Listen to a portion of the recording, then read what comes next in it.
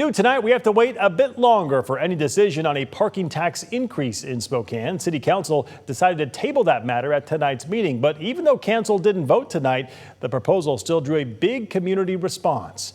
KREM 2's Connor McAvoy was at that meeting and tells us more from the newsroom. Connor?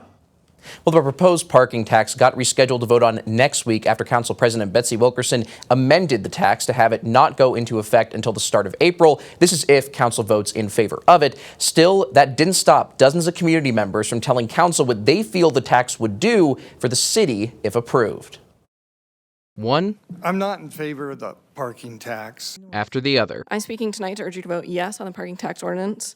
Spokane community voiced their thoughts to City Council on a proposed 12% parking tax increase on paid surface lots with a 6% increase for parking garages. The item moving to next week put the proposed tax as a first reading ordinance to be voted on at a later date. Despite this, responses on the proposal weren't in short supply.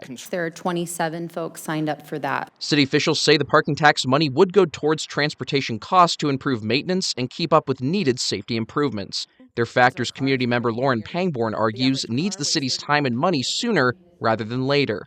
Damage is increasing, revenues are flat, and the revenue doesn't go as far as it once did. The math just isn't mathing. We need more funding to make our streets safe, accessible, and resilient. City officials also say the tax is to incentivize redevelopment, essentially turning these different paid lots into housing or commercial buildings, which is something the city has been working towards for years as a part of its comprehensive plan.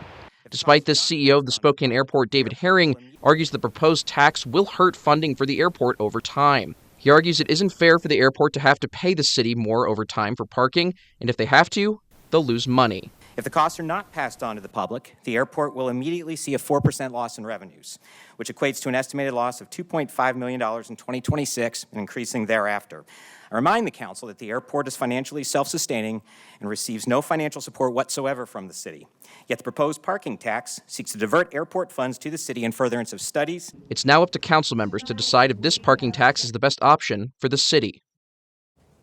So why would a parking lot tax end up costing the airport? Well, the CEO explains the airport subsidizes current parking to keep rates low for customers. If the tax increase passes, he argues they wouldn't be able to do so. City Council is expected to vote on the tax at their next meeting on November 24th. Connor McAvoy, KREM 2 News.